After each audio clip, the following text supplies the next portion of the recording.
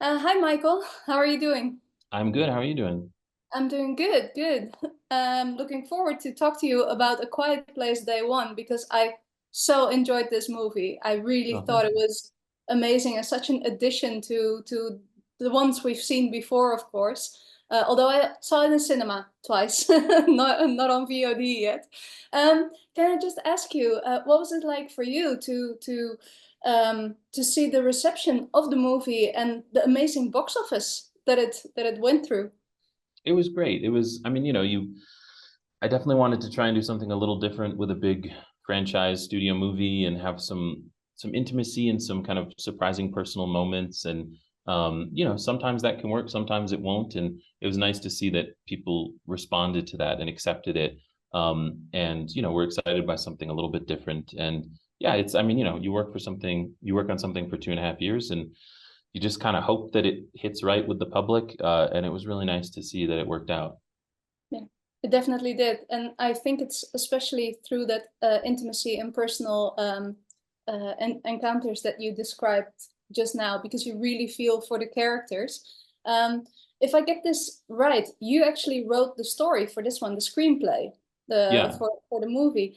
I mean, that means you sort of stepped into something that John and Scott and everyone created before you. How exciting was that? I mean, it's exciting. It's a lot of pressure. Scott and Brian and John had like created a beautiful world, and there are all these, wonderful characters in it. And to kind of be like, okay, I'm not going to use any of them and try and create a character that I can care about as much as you made us care about all those other characters is intimidating. But it's also like the whole fun of cinema, and it's you want to find someone that you fall in love with and that you want to follow through this world. So it's intimidating, but it's also exciting, and it's sort of why you do it. Yeah. And we fall in love not only with Lupita and Joseph, but also with Nico and Schnitzel. In this Yeah. case, Frodo. Um, why was it important for you to involve an animal? Because I do feel like it's really a character. I love that because I think animals are, well, for me they are as important as human beings. But I mean, why did you choose to? Yeah, I mean, I think there were a lot of reasons. I mean, one, I love animals. I love animals on screen. But I think for Sam's character, because she's so detached from her past life in New York and she's kind of settled on what the end of her life is going to look like, it was nice to have one kind of connective presence throughout the film. Like her cat, in my mind, was some New York street cat that she had since when she grew up in New York, and I liked feeling like there was some sort of physical connection point there.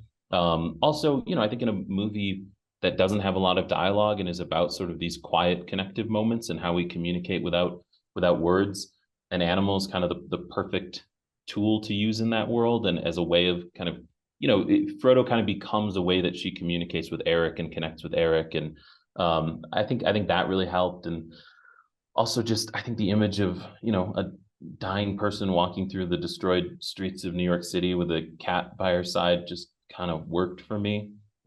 So there was a bunch of stuff. I can tell you it worked for everyone. Right. No, I thought it was amazing. It really added to the story. So well done. And Thank you. of course, it's a very big movie in a way because we see how the world, New York, gets attacked by aliens. So there's a horror element. There's also, I love how you stay with this really small story though, but there are still the horror elements. How do you choose between the suspense and surprise? Because I do believe there's a perfect balance that you found. Yeah, I mean, some of that's experimentation, conversations. I mean, yeah, it's the same way of thinking of like how do you pace a story out, so that there's enough, emotional depth, but also enough momentum. So it's just sort of figuring out, okay, like how do we keep both of those engines going? Like you need that continued suspense and terror and the world that's happening around them, but you also want their internal worlds as well. And so it's just kind of, yeah, I mean, it happens all throughout the process. In the writing phase, you're feeling out how this is going to work and how this is going to balance, and then you film it and you see how much these actors are bringing to these characters, and you can lean on certain things there and you can lean away from things you thought you might have to lean on. So you're just kind of constantly playing with those scales throughout the process. And then obviously in editing, you're really honing in on, okay, we can actually tighten this thing up, or maybe we should put something in here. So it's just, yeah, it's just always trying to like feel it out and feel that, so it feels organic. And it's tricky because, as you go through it, you start becoming numb to some of the scares, and you're like, oh, like maybe this isn't landing anymore. I don't, after you watch a jump scare for the 50th time, you're not going to be surprised by it. So you have to also sort of think back on like what was the original intention here and what were we aiming for. So it's just a lot of open conversations with yourself and with your team. I think that's the most difficult thing about horror movies, like have that good balance between. But I think you did an amazing job.